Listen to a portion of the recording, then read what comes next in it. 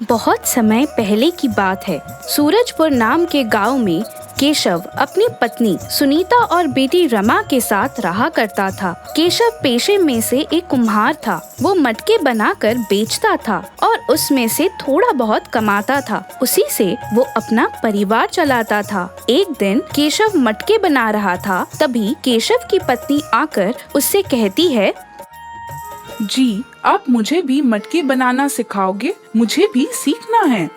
अच्छा ठीक है, तुम मुझे मटके बनाते समय देख देख कर तुम भी सीख लिया करो।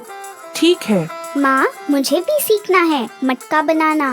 अरे नहीं बेटा, तुम अभी बहुत छोटी हो।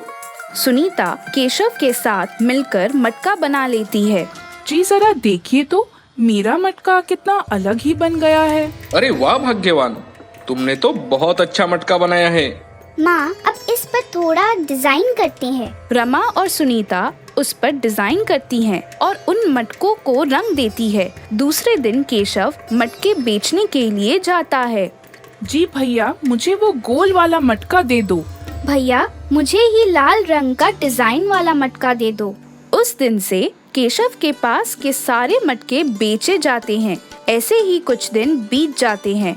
अब सुनीता की मदद से केशव मटके बनाकर बेचने लगा था और उससे थोड़े पैसे मिला करते थे। एक दिन रमा स्कूल में जाती है, तभी उसकी सहेली श्रेया उससे कहती है, रमा, तुझे पता है कल मेरे पापा फ्रिज लेकर आए। उसमें बहुत ठंडा पानी होता है और सब्जियां भी कई दिनों तक रहती है। फिर तो एक लड़की बहुत मजे करेगी अब। रमा, स्कूल के बाद तुम मेरे घर चलो, मैं तुम्हें ठंडा पानी पिलाऊंगी। वैसे भी गर्मी का मौसम है। हाँ श्रेया, मैं जरूर आऊंगी। शाम को स्कूल खत्म होने के बाद रमा श्रेया के घर जाती है। तभी श्रेया उससे उनका फ्रिज दिखाती है और ठंडा पानी पिलाती है। तभी रमा, हाँ श्रेया, सच में बहुत अच्छा है तेरा फ्रिज। मैं भी मेरे पिताजी को बोलूंगी फ्रिज खरीदने को।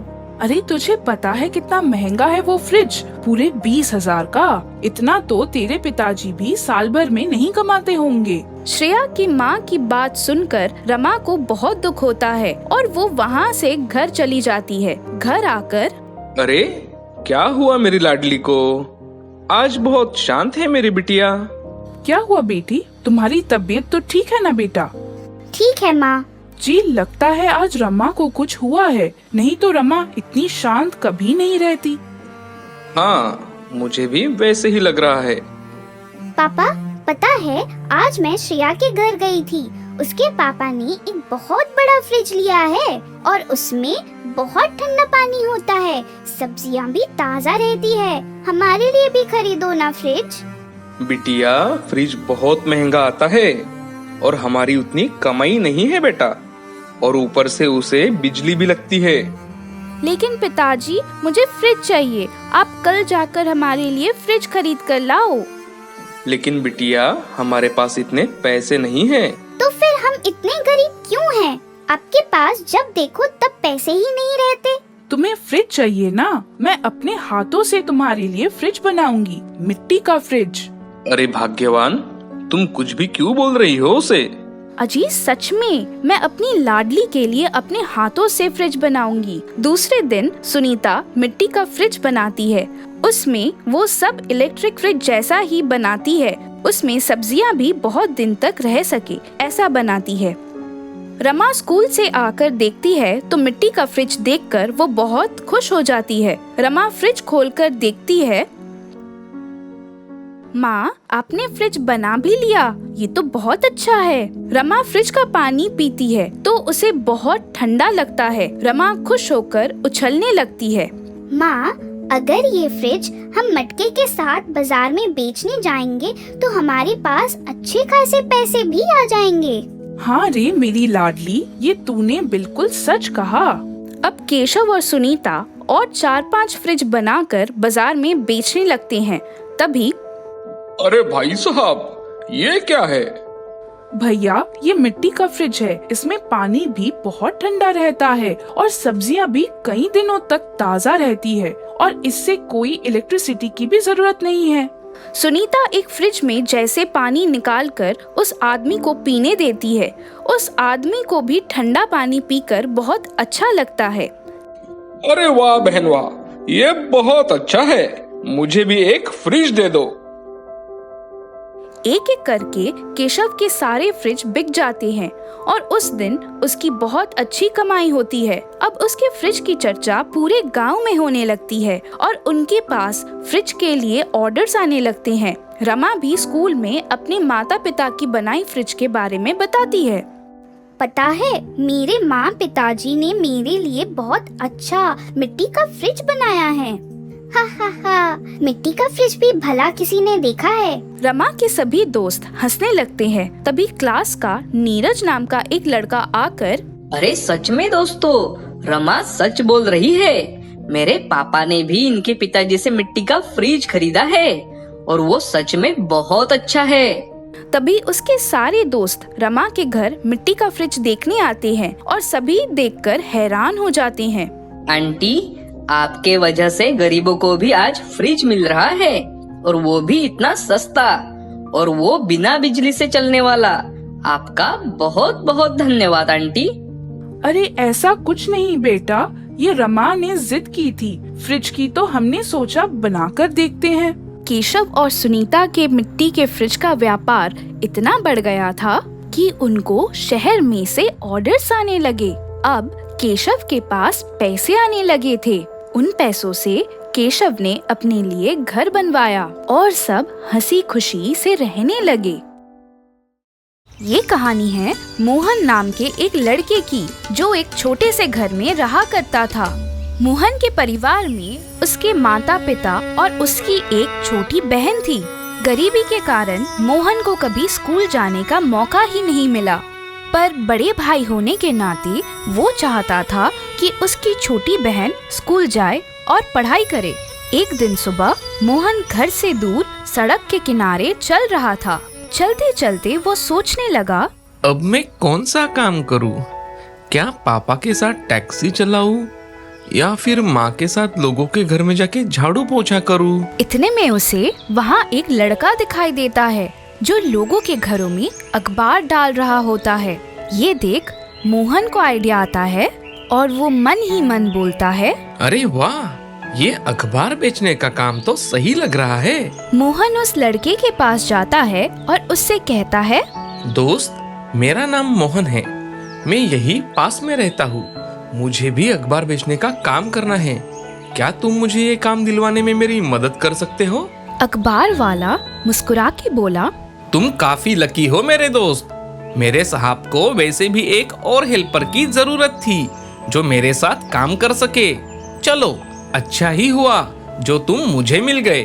अखबार वाले ने मोहन को अपने साहब से मिलवाया और अगले ही दिन से मोहन भी अब उस लड़के के साथ घरों में अखबार डालने जाने लगा। मोहन के अच्छे बर्ताव के कारण ही उसके कम वक्त में ही ज्यादा दोस्त बन गए थे। अखबार डालने का काम करते हुए मोहन को अब 1 महीने बीत चुके थे। मोहन को अब उसकी पहली तनख्वाह मिली थी, जिसे देख उसे काफी खुशी हुई। पैसे गिनते गिनते मोहन मन ही मन सोचने लगा, चलो, अब इन पैसों से मैं अपनी बहन की एडमिशन एक स्कूल में करवा देता हूँ और बाकी पैसे मैं अपने माँ के हाथ में दे दूंगा, जिससे उन्हें दूसरों के घरों में काम करने की जरूरत ना पड़े। अब धीरे धीरे मोहन के घर में काफी सुधार आ गया था और मोहन की बहन जानकी भी अब स्कूल जाने लगी थी।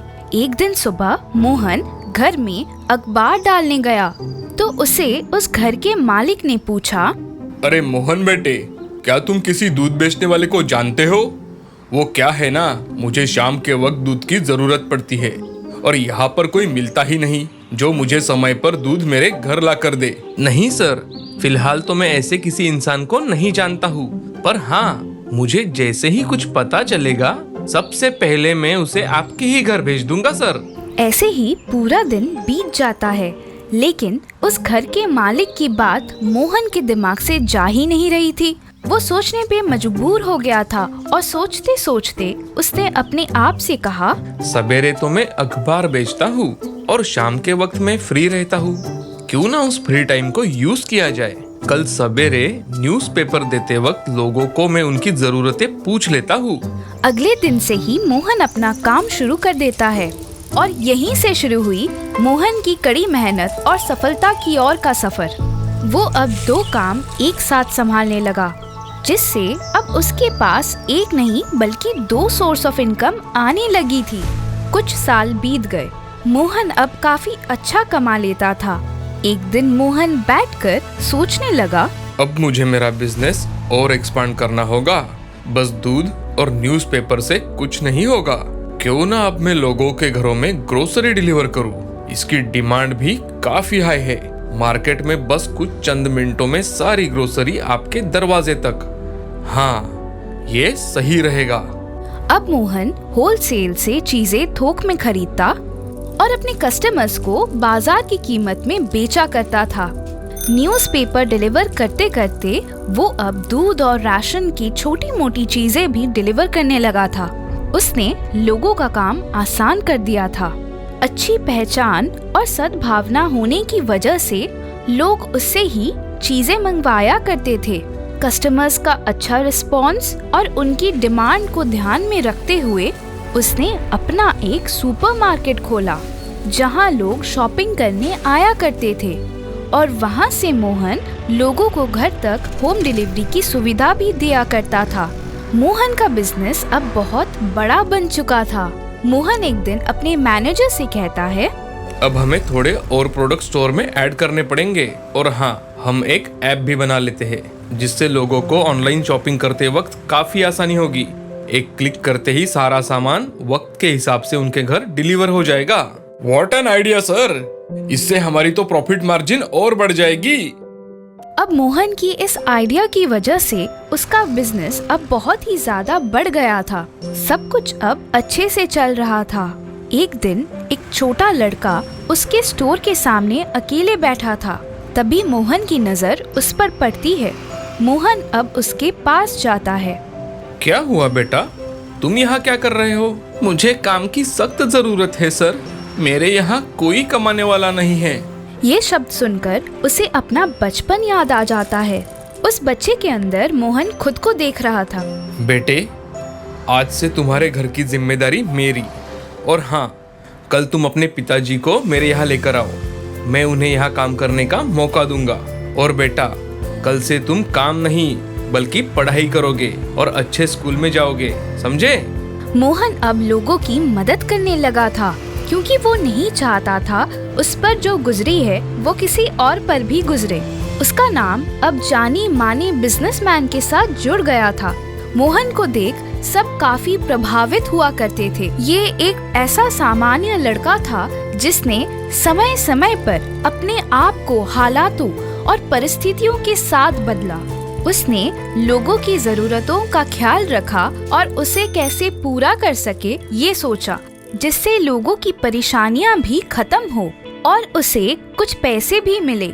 इसी सोच के कारण वो एक सबसे अमीर बिजनेसमैन बन पाया और साथ ही साथ लोगों की सहायता भी करने लगा। इस कहानी से हमें ये सीख मिलती है कि जो व्यक्ति हमेशा समस्याओं का समाधान ढूंढता है और हमेशा अन्य लोगों की भलाई के बारे में सोचता है, वो ही कामयाब होता है।